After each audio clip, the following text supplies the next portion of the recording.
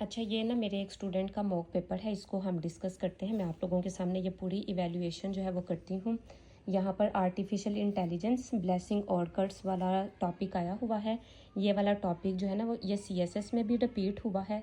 जैसे information technology blessing और कर्ट्स 2019 में आया था, ऐसे ही अभी आप लोग जो है ना वो पीएमएस हुआ था। जितने भी पीएमएस हो रहे हैं ना किसी भी प्रोविंस के, तो वहाँ पर ये वाला जो क्वेश्चन है ना और इन स्टेटमेंट ये पूछा जा रहा है। ठीक है, तो अब आप लोगों को मैं थोड़ा सा बता दूं कि अगर आपको टाइप ऑफ ऐसे का भी नहीं पता, आपको डिफरेंट डिस्कोर्सेज का भी नहीं पता, अगर आप लोग इस मेथड से अटेम्प्ट करते हैं तो ये खुद ब खुद टाइप जो है ना वो आंसर हो जाती है। तो इसका जो है ना वो बेस्ट मेथड ये होता है कि स्टूडेंट्स क्या करते हैं, स्टूडेंट्स जो है ना वो सिर्फ एक ही साइड को लिख आते हैं। नो डाउट इसमें जो है ना वो आप लोगों ने स्टांस लेना होता है, लेकिन जस्ट डायरेक्ट स्टांस नहीं लेना होता। उसने आपसे दो ऑप्शंस दे के उनमें से एक को जो है ना वो सिलेक्ट करने को कहा है। तो बेहतर ये होता है कि फर्स्ट आउटलाइन में पहले उसको both sides of same coin दिखा दी जाए, उसको बता दिया जाए कि ये ब्लेसिंग भी है ये कर्स भी है। फिर उसके बाद स्टांस ले लिया जाए, और स्टांस लेने के बाद पूरे का पूरा ऐसे स्टांस पर लिख के जो है ना बात को ख़त्म किया जाए। या ऐसा भी हो सकता है कि अगर आपने डायरेक्ट स्टांस लेना है, पूरा ऐसे जो है ना वो आप अपने स्टांस के ऊपर लिखेंगे और लास्ट पर जाके उसको आप एंटी थीसिस भी देंगे। एक आउटलाइन में जो है ना वो आप उसको कट्स वाली साइड बता के फिर आप जो है ना उसको छोटा सा वे फॉरवर्ड दे देते हैं। तो दोनों जो मेथड होते हैं ना दोनों एक्सेप्टेबल होते हैं। अब मैं जो है ना मेरे लिहाज से बेस्ट मेथड ये होता है, मैं अपने स्टूडेंट्स को भी इसी मेथड के साथ करवाती हूँ कि पहले जो फर्स्ट आउटलाइन है ना उसमें दोनों साइड्स बता के फिर स्टांस ले लेना है और उसके बाद पूरा ऐसे स्टांस के ऊपर ही रहेगा। अच्छा, अब ये जो हमने स्टांस लेना है और उसके ऊपर ऐसे रहेगा, स्टांस लेने का भी एक मेथड आप लोगों ने याद रख लेना है कि जिस टर्म में उसने आप लोगों से स्टांस पूछा है उसी टर्म में आप लोग स्टांस बता के उसके बाद आप जैसी मर्जी आर्ग्यूमेंटेशन कर लें। बच्चे जो है ना उस टर्म में स्टांस नहीं बताते।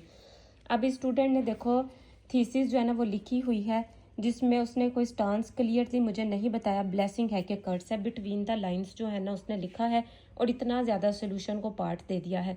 तो देखो मैंने यहाँ पर रिमार्क्स दिए हैं कि अगर ये आपका स्टांस है तो इसको क्लियरली लिखें ताकि एग्जामिनर को पता चले कि स्टांस हैज़ बीन टेकन। और बाकी जो है ना वो थीसिस ऑब्जेक्टिव होती है, थीसिस में ही आपने बताना होता है। फिर मैं जो है ना ये फर्स्ट आउटलाइन की आउटलाइन बनवाती हूँ। उसने लिखा कि has two sides like a coin, यहाँ पर आर्टिफिशियल इंटेलिजेंस के साथ हैज़ आता है, हैव नहीं आता। फिर उसने बड़ी अच्छे जो है ना वो दो आर्ग्यूमेंट्स दिए हैं कि ये टूल है to save time and energy, और दूसरा उसने उसकी मल्टीटास्किंग के बारे में बता दिया है।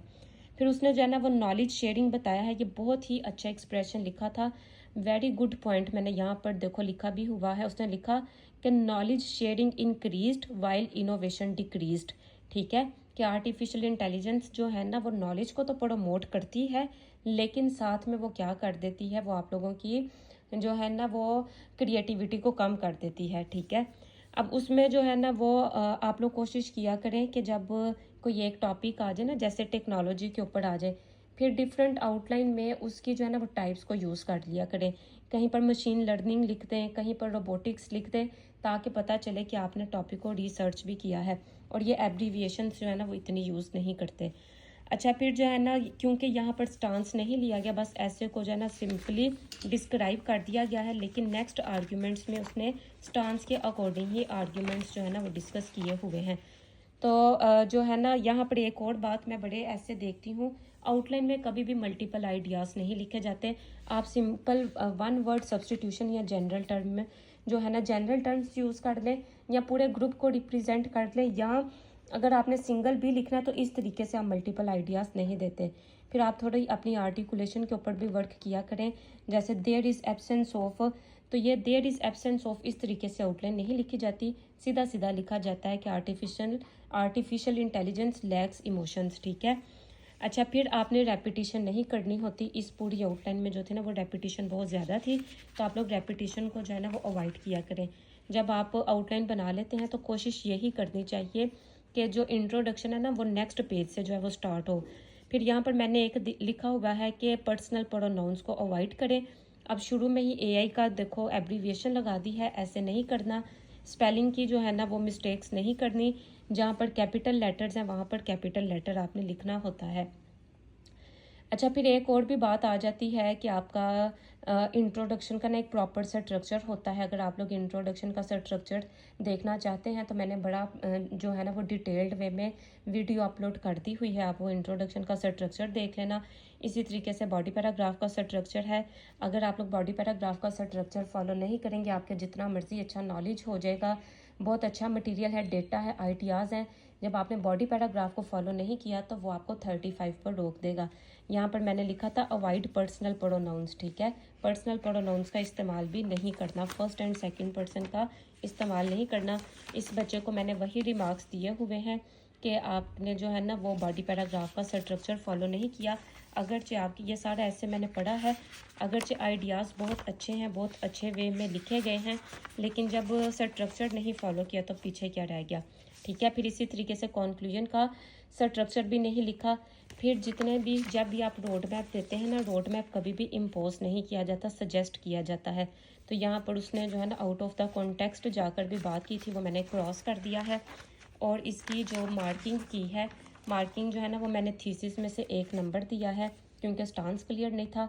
इंट्रोडक्शन में 10 में से 0.5 दिए हैं क्योंकि स्ट्रक्चर भी फॉलो नहीं किया और इंट्रोडक्शन में पूरा आइडिया भी कन्वे नहीं किया गया था। आउटलाइन में 10 में से 5 नंबर इसलिए दे दिए हैं क्योंकि आउटलाइन बहुत अच्छे वे में जो थी ना वो लिखी गई थी। आउटलाइन में आइडियाज़ बड़े अच्छे थे, अगरचे आइडियाज़ में रेपिटिशन भी थी, लेकिन टॉपिक को अंडरस्टैंड किया गया था, बस आर्टिकुलेशन का मसला था। क्योंकि ये हमारा बेसिक लेवल का मॉक पेपर था और मैंने बेसिक लेवल में बस यही देखना था कि बच्चों को लिखना भी आता है कि नहीं। बॉडी और कॉन्क्लूजन के मिला के 15 नंबर थे। और जैसे आप लोगों ने देखा कि इस बच्चे ने आउटलाइन में मैंने नंबर दे दिए हैं ना, तो इसलिए बॉडी में नहीं दिए क्योंकि स्ट्रक्चर फॉलो नहीं किया। अल्लाह हाफिज़।